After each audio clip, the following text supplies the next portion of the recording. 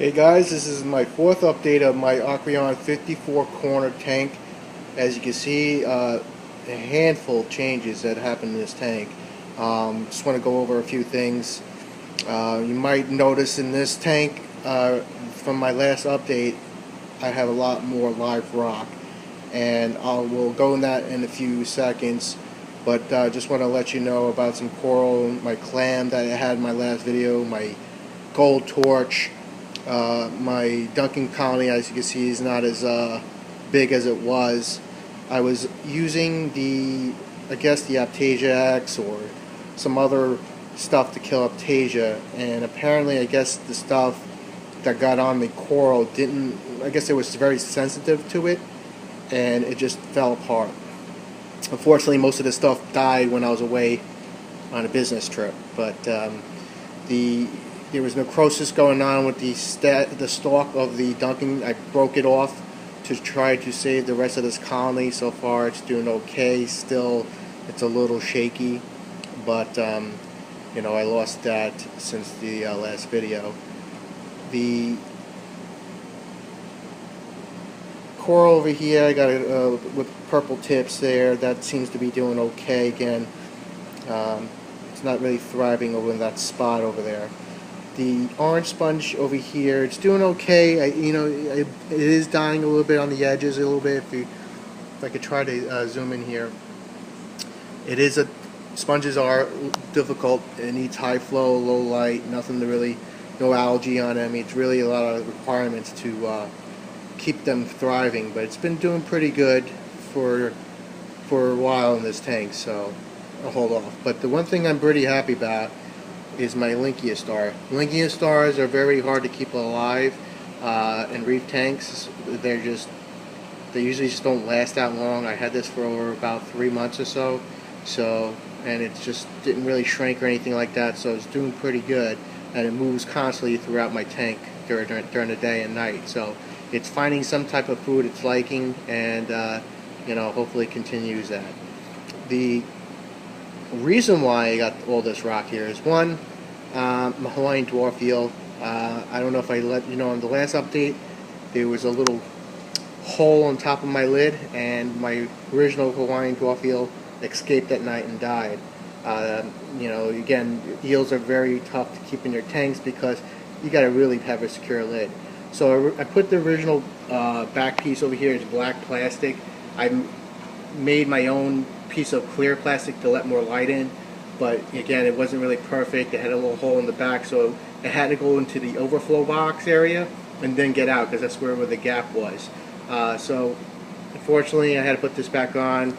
If you can look in the tank in the back by the overflow, it's not as bright. It's got some shadow to it, so but something you have to deal with. The clownfish are doing well. I sold my candy hog. I was lightening up my bio load a little bit, so I just have my Babonius, the couple of these clowns. I have my tailspot blenny over here, but I also have a like 1-inch marine beta, which you won't see in this video because he hides in the shade all the time, and he's always in the shadows. I do have a yasha goby too as well. He hides, but he's doing pretty good. And as you can see here, there it is, my replacement, but my other golden dwarf eel. And that's maybe one reason why I got the rock work, but I also got a Skeletor eel. A Skeletor eel goes about 2 feet. I mean, Live Aquaria sells it saying minimum 50 gallons, but I've heard from other members from the forum saying that they got them in 125s. They get pretty, I say about the thickness of maybe of a ping pong ball, depending on the eel, and max at 2 feet, but 18 to 20 inches is probably realistic, but you could get to 2 feet depending on the eel. And to make him more comfortable, I added a lot more rock, and also added a rose bubble tip anemone in here for the clownfish. Hopefully they will eventually see what that's all about and post it, but I gotta see if the anemone likes that spot or whatnot. I just got it yesterday. The frog spawn, again, was thriving, but the stuff from the Aptasia X, when the power heads kicked back on, because I turned off all my flow when I'm trying to attack this aptasia, which, to be honest with you, it kills it, but then it sprouts up pieces everywhere. So I still have that issue, and I'm really on the fence of getting a filefish, but I'm worried about my LPS and my zoos, and I just hear horror stories about that. He also hear about peppermint shrimp. That never really worked for me. They, just because I feed my tank, they just got lazy, and they just go after the food and leave the aptasia alone. So I don't know if I want to go that direction as well. But I moved things around. I got my toadstool over there, it's doing pretty good. I had some another acan over there. It's like gold and blue, and my acan's doing okay. The tube anemone's doing great, and meat coral's doing pretty good. The ultra rock anemone's doing good. This button coral is really nice. I love the center of this. Is yellow with the pink reddish on the outside.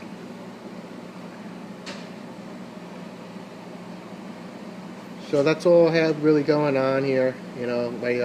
I couldn't get them to open up last time, but they opened up in this time. There's my rasta zoos right there, and I got scrambled eggs over here, and these are, I think, armor of gods, they call them, zoos.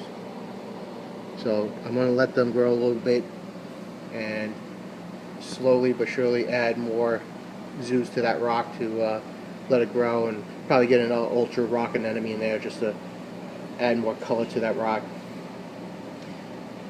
So I'm going to probably add more coral because now I have more rock to work with, and hopefully you can see the eel in one of my videos.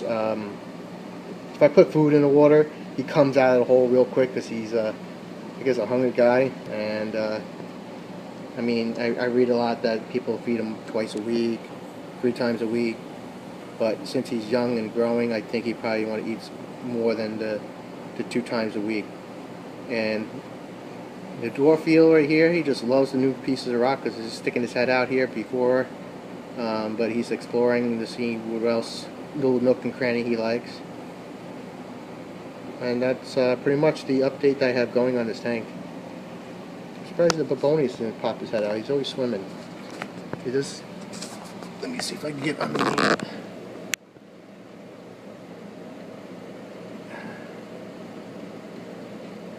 I guess I was moving around. He just wanted to hide a little bit, but it's a nice close-up of this meat coral here. The tentacles out.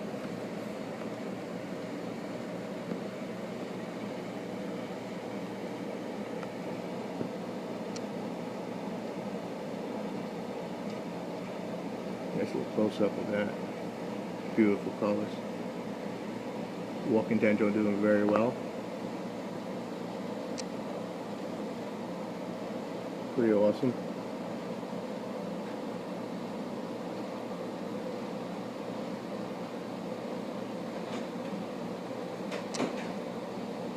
And comment over there.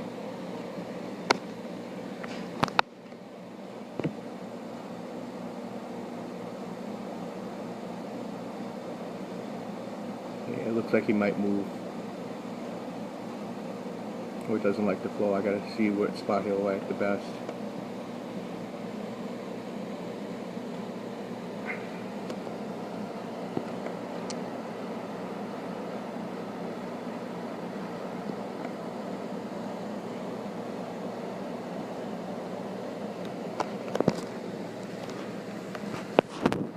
Close up with the zoos here and with the acans. I zoom in.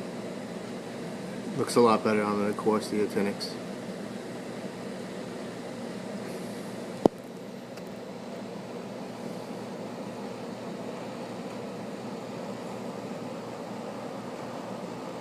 He usually hides in this hole over around here, but can't see him right now.